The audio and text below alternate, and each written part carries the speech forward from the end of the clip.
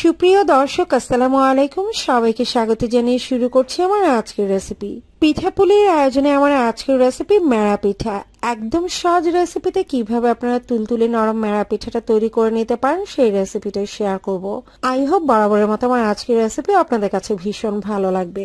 তো মেরা পিঠাটা তৈরি করার জন্য প্রথমে আমি পাত্রে নিয়ে নিচ্ছি পানি। আমি এখানে মেজারমেন্ট কাপে 3 কাপ পরিমাণে পানি নিয়ে নিচ্ছি।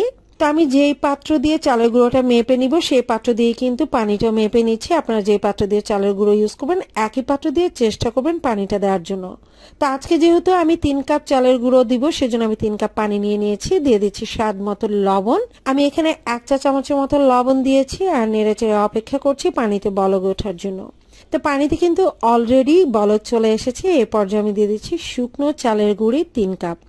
আমি মেজারমেন্ট কাপ দিয়ে পানিটা মেপে নিয়েছি আর একই কাপ দিয়ে কিন্তু চালের গুঁড়োটাও মেপে দিচ্ছি। অর্থাৎ চালের গুঁড়ো আর পানিটা কিন্তু সমান সমান হতে হবে, তাহলে আপনার এই মেরা পিঠার ডোটা একদম পারফেক্ট হবে।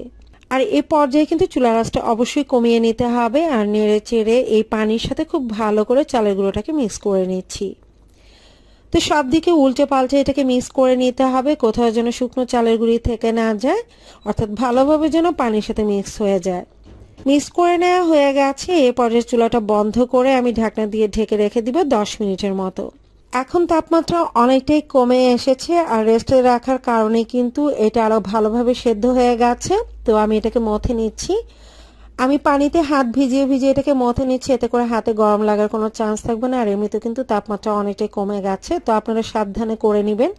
আমি কিন্তু হাঁড়ির মধ্যে মেখে নিচ্ছি, আপনারা চাইলে অন্য কোনো পাত্রে ট্রান্সফার করেও কিন্তু কাজটা করে নিতে পারেন। তো আমার মেরা পিঠার ডোটা কিন্তু রেডি হয়ে গেছে। এ পর্যায়ে আমি পিঠাগুলো তৈরি করে নিব। তো পিঠা তৈরি করার জন্য আমি পরিমাণ মতো ডো নিয়ে নিচ্ছি। আপনারা কতটুকু বড় তৈরি করতে চান সে অনুযায়ী নেবেন। আমি মিডিয়াম সাইজের পিঠাগুলো তৈরি করে নিব। তো ডোটাকে নিয়ে প্রথমে রাউন্ড শেপে গোল করে নিচ্ছি, তারপর হাতে চেপে সামনে দিকে একটু চোখা করে নিতে হবে। তো দেখতে পাচ্ছেন আমি কাজটা কিভাবে করছি। আমি দুই দিকে এরকম চোখা শেপে তৈরি করে নিয়েছি। আসলে এটা ওভাবে শেখানোর কিছু নেই, আপনারা স্ক্রিনে হয়তো লক্ষ্য করলে বুঝতেই পারছেন যে আমি কাজটা কিভাবে করছি। আমি জাস্ট রাউন্ড শেপে গড়িয়ে নিয়ে এটাকে কোনাকুনি করে নিচ্ছি, রেডি করে নিচ্ছি। তো আমার একটা মেরা পিঠার শেপ কিন্তু দিয়ে নেওয়া হয়ে গেছে। এভাবে আমি বাকিগুলো তৈরি করে নিব। আশা করছি আপনারা বুঝতে পেরেছেন। আমি সবগুলো মেরা পিঠে কিন্তু তৈরি করে নিয়েছি। এবার এগুলোকে ভাপিয়ে নেওয়ার পালা। ভাপিয়ে নেওয়ার জন্য আমি একটা হাঁড়িতে অর্ধেকেরও কম পানি দিয়েছি, তার উপরে একটা রাইস কুকার স্টিমার যেটা সেটা বসিয়ে নিয়েছি। আপনারা চাইলে রাইস কুকারে পানি দিয়ে তার উপর স্টিমারেও কিন্তু কাজটা করে নিতে পারেন, বাট আমি হাঁড়িতেই কাজটা করে নিচ্ছি।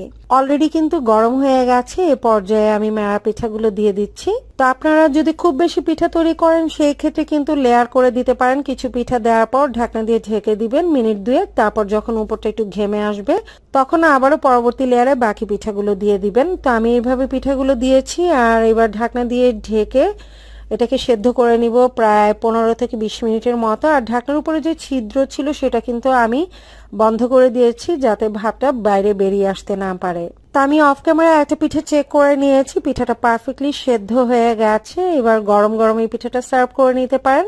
আমাদের এলাকায় শুটকি ভর্তা কিংবা বিভিন্ন তরকারি যেমন মাংসের তরকারি বা মুরগির তরকারির সাথে এটা সার্ভ করে খেতে খুব ভালো লাগে। আর এমনিও কিন্তু খেতে ভীষণ মজার হয়। তা আশা করছি আজকের রেসিপিটা আপনাদের কাছে সহজ লেগেছে। ভালো লেগে থাকলে লাইক, কমেন্ট এবং শেয়ার করে দিবেন। বেশি ভালো লাগলে চ্যানেলটিকে সাবস্ক্রাইব করে সাথে থাকার অনুরোধ রইল। পরবর্তী রেসিপি দেখার আমন্ত্রণ জানিয়ে আজকের মতো এখানেই বিদায় নিচ্ছি। সবাই ভালো থাকবেন, সুস্থ থাকবেন। আল্লাহ হাফেজ।